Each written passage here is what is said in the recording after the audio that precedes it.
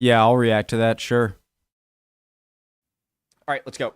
Hey, guys. It's brought to you by Brilliant. Will Turkey ever let Sweden in? Why NATO is angry with Turkey?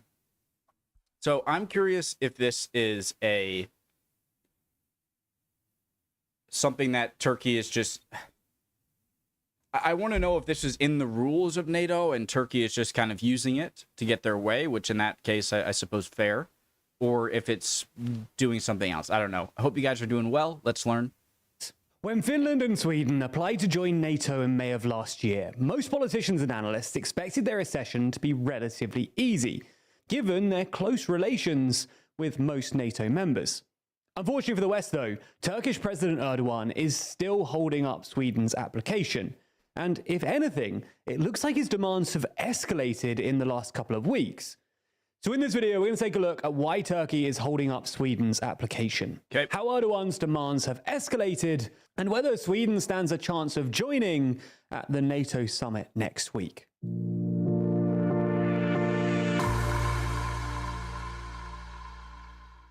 Before we start, if you haven't already, please consider subscribing and ringing the bell to stay in the loop and be notified when we release new videos.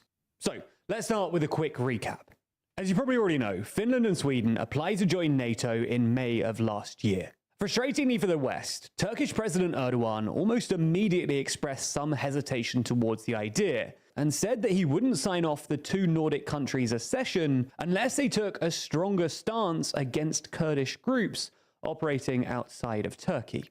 In late June, though, the three countries signed the Trilateral Memorandum, which basically said that Turkey would let Finland and Sweden join NATO if they did three things. Firstly, they promised not to support certain Kurdish organizations that Turkey considers to be affiliated with the Kurdistan Workers' Party, a Kurdish nationalist group responsible for the majority of Kurd separatist violence in Turkey, or engage with a Turkish cleric who currently lives in exile in America and who Erdogan blames for the attempted coup in 2016.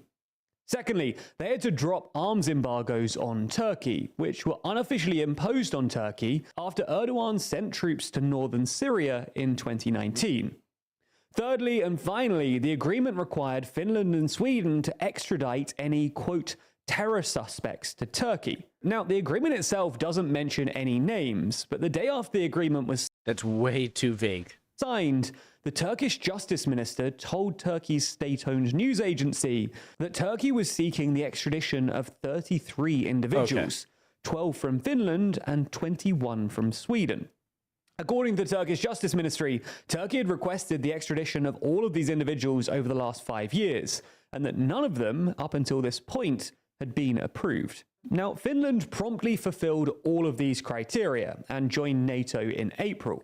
But Sweden had a bit more trouble, especially with that last criterion. And that's because Sweden's Supreme Court rejected at least 2 of the government's extradition requests. Now, Erdogan said that not everyone on the list had to be extradited, but he did single out Bülent Keynes, a journalist who was arrested in Turkey in 2015 for, quote, insulting the president in his tweets, before fleeing to Sweden a year later. Now, Erdogan's... Jesus Christ.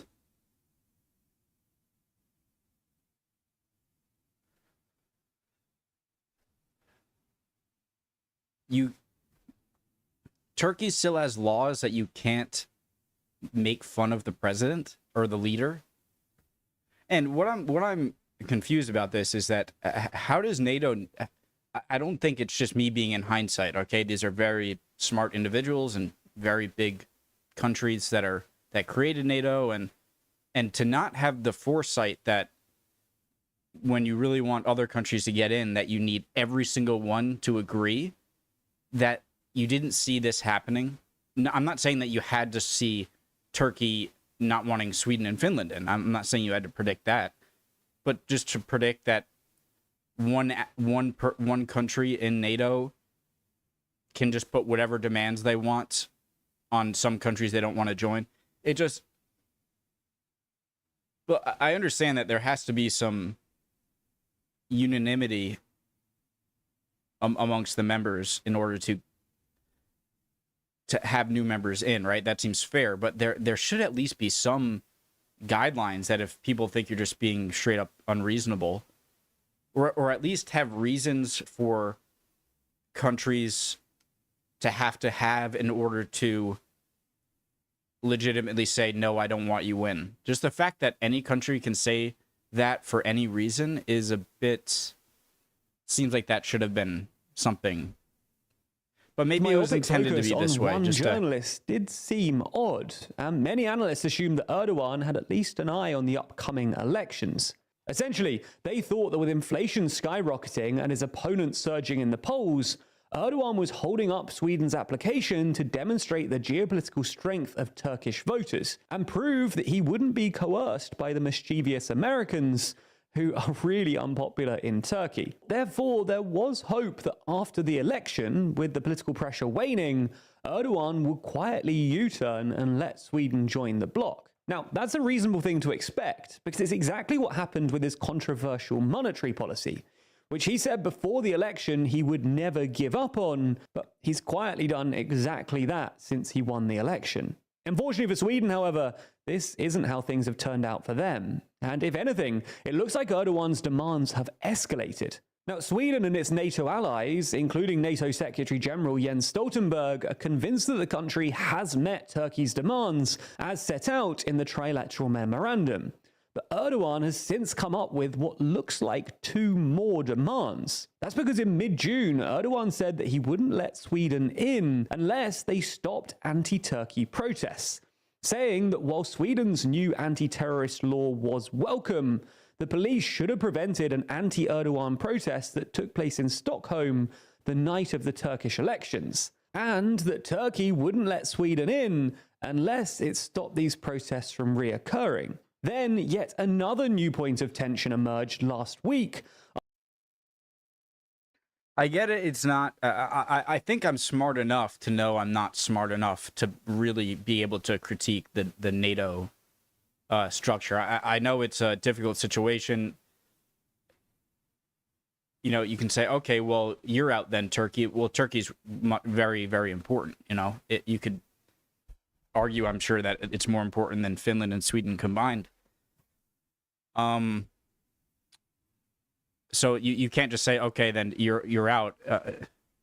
So I understand the balancing act, okay, that you have to go through, and that, but to ask countries to abide by your country's rules when it comes to freedom of protest and whatnot is ridiculous. But I get it's not as easy as like, okay, you can't have a vote, Turkey, then they'll leave, and yeah, so I get the balancing act they have to play here, but asking another country to... that's crazy. After Swedish authorities granted a protest permit to an Iraqi-born refugee who burnt a Quran outside a mosque in Stockholm on the first day of Eid. While Swedish authorities have since charged the man with agitation against an ethnic group, and the Swedish Foreign Ministry has condemned what it described as an Islamophobic act that in no way reflects the views of the Swedish government. Burn every religious book you want to. How... I don't... How are people so sensitive about a book? Get all of your American flags, get all your, copies of the American Constitution, burn it. You being so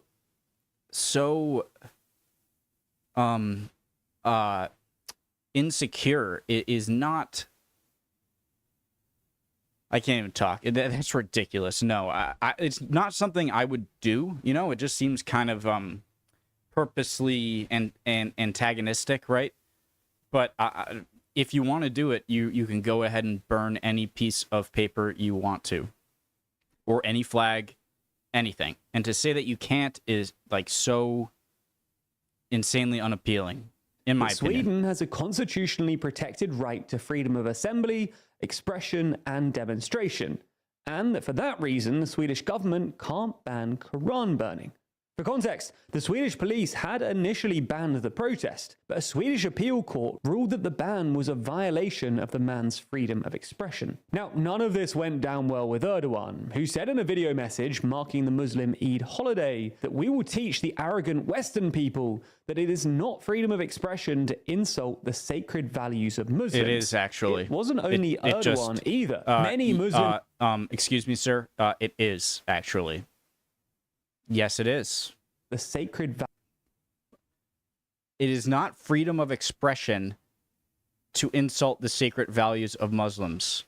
That's exactly what it is. If you couldn't do that, it wouldn't be freedom of expression because you can't do it. Values of Muslims. It wasn't only Erdogan either. Many Muslim-majority countries, including Iraq, Kuwait, the UAE, and Morocco, have summoned Swedish ambassadors in protests. And the Swedish embassy in Baghdad was stormed by protesters on Thursday. Anyway, it now seems like on top of the original 3 agreements and banning protests, Erdogan also wants Sweden to ban Quran burning before it joins NATO.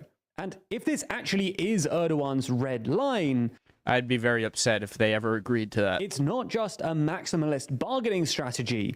It also means that Sweden is unlikely to join NATO anytime soon. Freedom of expression, including Quran burning, is apparently protected by Sweden's constitution. You can burn the Quran here. You can burn the Bible here. We're in NATO.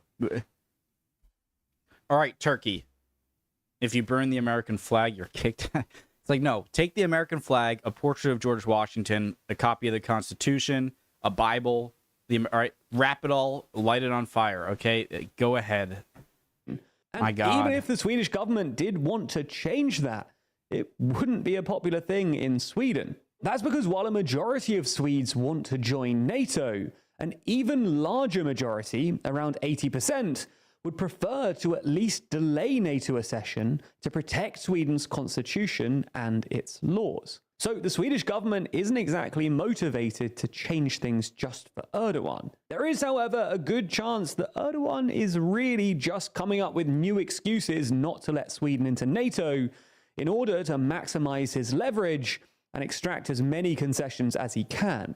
For example, Erdogan clearly wants to pressure the US into giving Turkey F-16s and F-35s, which the US has been withholding ever since Erdogan bought a Russian-made S-400 air defense system in 2019. Interestingly though, it's not just Turkey applying the pressure, because it looks like the West is doing something similar here. Just last week, Reuters reported that Swedish and American investigators had reopened an investigation into one of Erdogan's sons, and specifically whether he'd received bribes from a Swedish affiliate of a US company to help it secure a dominant position in the Turkish market. Ultimately then, whether Sweden stands a chance of joining NATO anytime soon really depends on whether Erdogan actually expects Sweden to ban anti-Quran and anti-Erdogan related protests, or whether these new demands are just part of a wider game for Erdogan to extract as many concessions as possible. As we see it, the latter does look more likely, but even then, it's hard to see Turkey letting Sweden in anytime soon. Yeah, as much as I do get a kind of knee-jerk reaction to be like, okay, ban this guy, ban Turkey from NATO, this is ridiculous having all these ideologies, but Turkey's not insignificant. I get that you can't just do that, obviously. And the only silver lining for Sweden is that Erdogan's unpredictability does still mean that anything is possible. But as always, it's really hard to predict. Speaking of predictions, it's interesting that even as people ostensibly into politics, the TLDR team spends more and more time analyzing data and economic information as it becomes more and more critical to our lives.